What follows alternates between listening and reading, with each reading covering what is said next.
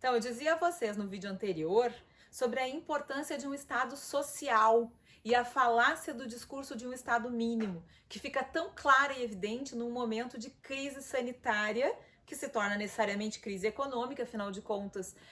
não há como separar a economia das relações sociais e das condições de saúde de quem vive em sociedade.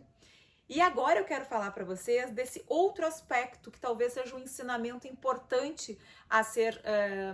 obtido a partir desse episódio trágico da Covid-19. Quero falar justamente da importância dos movimentos coletivos, a importância dos movimentos coletivos em geral e do movimento sindical em particular. A gente tem visto muita iniciativa de sindicatos e de centrais sindicais de denúncia de condições de trabalho em situação absolutamente contrária às normas de segurança e, portanto, colocando trabalhadoras e trabalhadores em risco evidente de contágio com uma doença que nós não sabemos, como já disse a vocês,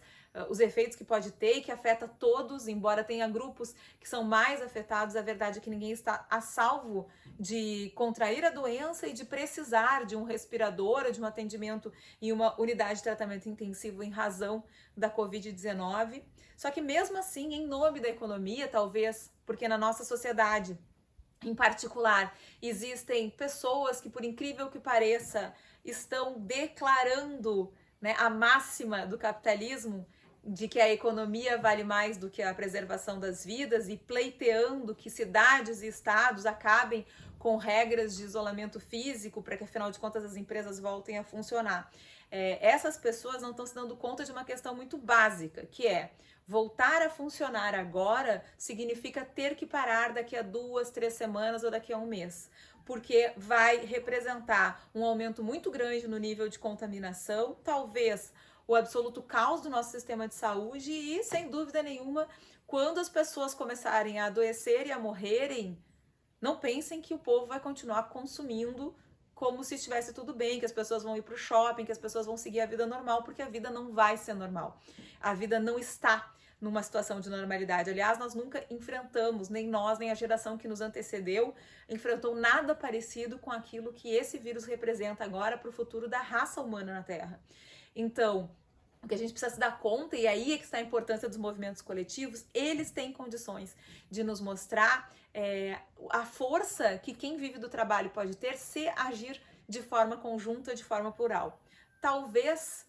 nunca antes tenha sido tão importante na nossa história recente a aposta nos movimentos coletivos, recorrer aos sindicatos e a outros movimentos sociais para se proteger dos efeitos dessa pandemia, tanto no sentido de poder sobreviver fisicamente, portanto, de remuneração, de condições materiais de existência,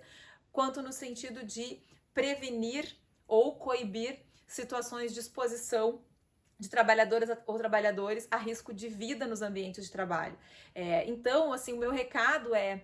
vejam só que interessante que é o momento histórico que nós estamos vivendo. Talvez sirva de lição, para que a gente aprenda finalmente que viver em sociedade é viver coletivamente e que nunca foi tão importante pensar de forma solidária, e se há um locus na vida pública em que esse pensamento solidário se prolifera e gera efeitos de maneira mais concreta, esse locus é um movimento coletivo e é um movimento sindical. Nós precisamos, portanto, discutir com urgência a superação dos conceitos de categoria profissional e de pessoas que são abrangidas pelas entidades sindicais e utilizar essa força coletiva que já temos em prol do enfrentamento desse momento de crise que nós estamos vivendo, tanto para, como disse antes, coibir situações pontuais, como também para fazer uma discussão mais profunda, uma discussão que nos habilite, inclusive, a pensar como nós chegamos até aqui e o que é possível fazer para superar essas bases de convívio social que nos trouxeram essa praga, né, que é a Covid-19, mas que talvez, se nós insistirmos nesse mesmo modelo de produção de miséria social e de acumulação de riqueza na mão de poucos, não será o nosso último grande desafio.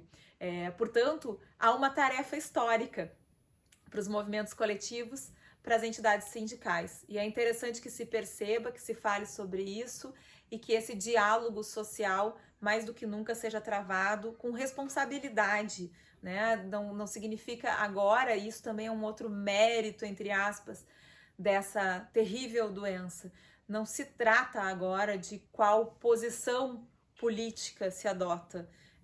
em determinado núcleo social ou na forma como discute a relação entre capital e trabalho. Trata-se agora de pensar formas de agir e de viver em sociedade que privilegiem a solidariedade, que privilegiem que a gente enxergue o outro em detrimento de formas individualistas nas quais talvez nós estivéssemos apostando até agora. Eu li um texto da Eliane Brum que me chamou muita atenção, onde ela falava do isolamento físico e dizia, bom, talvez finalmente agora aprendamos a usar nossas redes sociais para comunicação, para a construção de um diálogo coletivo que nos identifique e que nos permita e habilite a fazer escolhas sobre como nós queremos viver em sociedade. Afinal de contas, nós estávamos usando as redes para o isolamento. Agora precisamos usá-las para nos conectarmos uns com os outros, porque o isolamento físico é indispensável no momento de expansão de doença como esse que a gente está enfrentando. E é por isso que eu deixo aqui a minha contribuição para esse debate. Participei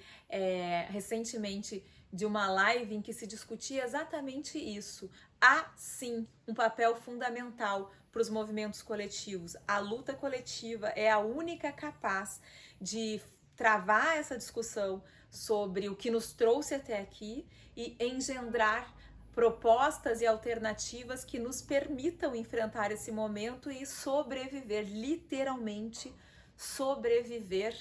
a esse 2020 que está sendo tão exigente para todos nós.